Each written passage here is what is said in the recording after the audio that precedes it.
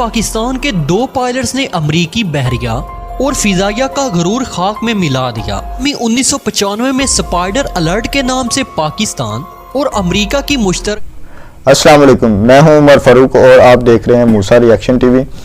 آج کی ویڈیو بہت ہی انٹرسٹنگ ہے، تو آئیے دیکھتے ہیں۔ سرچ پوائنٹ کے تمام دیکھنے اور سننے والوں کو السلام علیکم۔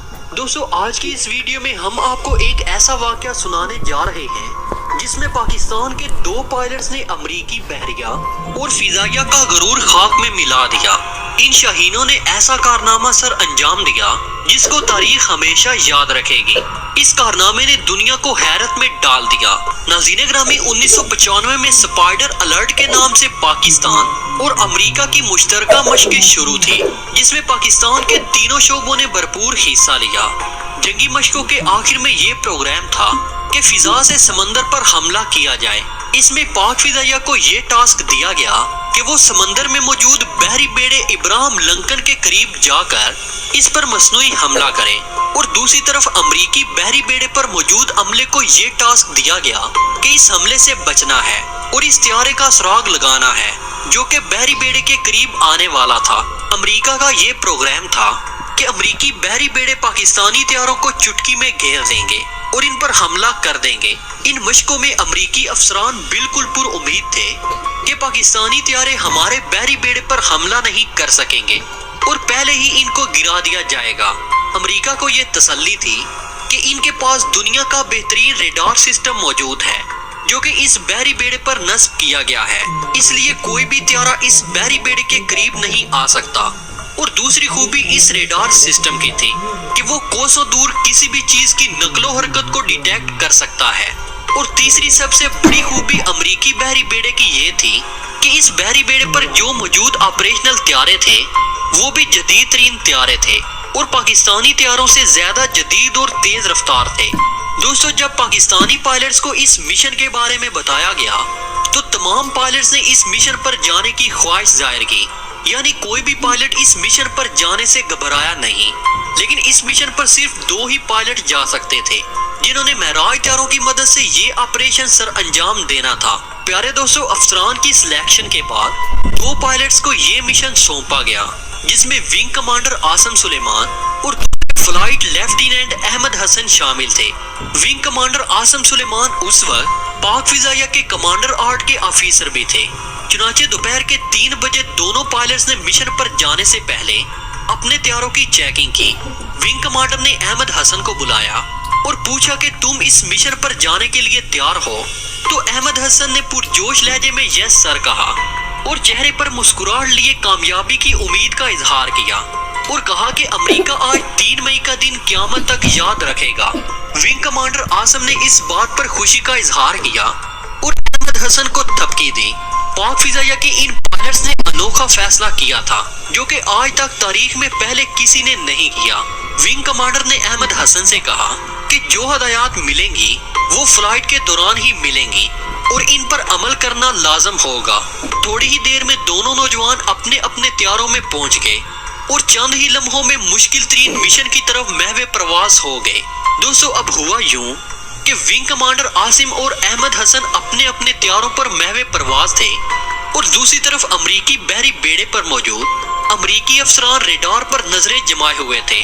وہ اس انتظار میں تھے کہ جو ہی پاکستانی طیارے ریڈار پر نظر آئیں تو ہمارے F-14 طیارے انہیں فوراً گھیر لیں اور پاکستانی طیاروں کو بحری بیڑے سے کوسوں دور ہی دبوچ لیں اور اپنی کامیابی کا اعلان کر دیں۔ لیکن ان کو اس بات کا اندازہ نہیں تھا کہ ان کے ساتھ کیا ہونے جا رہا ہے۔ دونوں طیارے مشن کی طرف محو پرواز تھے کہ احمد حسن کو اس کے کمانڈر کا ایک پیغام وائرلیس پر سنائی دیا جو کہ ایک خطرناک پیغام تھا۔ دونوں طیارے بجلی سے بھی تیز رفتار کے ساتھ نیچے کی طرف جانا شروع ہو گئے۔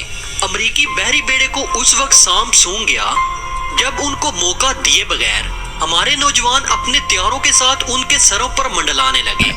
بالکل سمندر کی سطح کے قریب سے امریکی بحری بیڑے کو ٹارگٹ کر دیا جو کہ ایک مصنوعی حملہ تھا، لیکن یہ ایک کامیاب اٹیک تھا۔ اس طرح پاک فوج نے فتح کا اعلان کیا اور پاکستان کا ہوائی اڈہ نعرہ تکبیر کی آواز سے گونج اٹھا۔ اس کے ساتھ ہی امریکی افسران پر سناٹا چھا گیا۔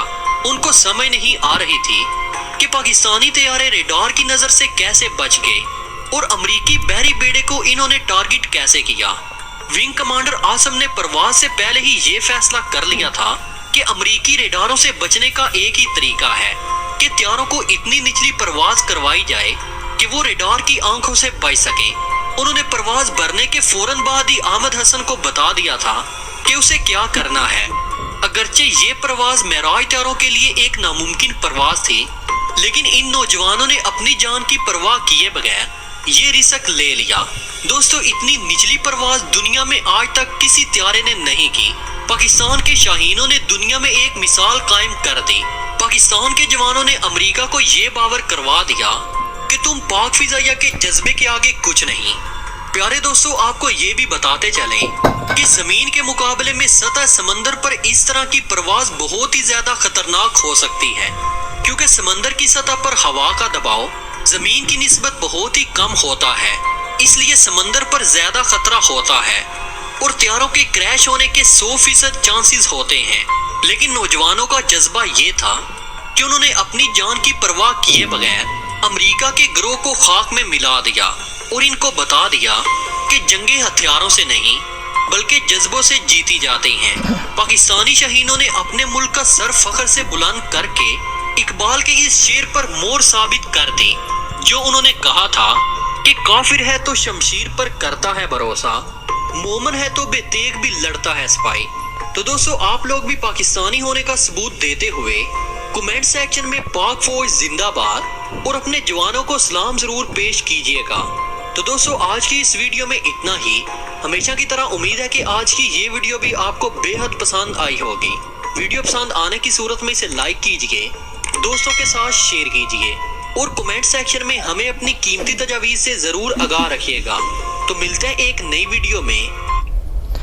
یہ ہے آج کی ویڈیو۔ امید کرتا ہوں کہ آپ کو ویڈیو پسند آئی ہوگی۔ لائک کریں، شیئر کریں اور سبسکرائب بھی کریں۔ اللہ حافظ۔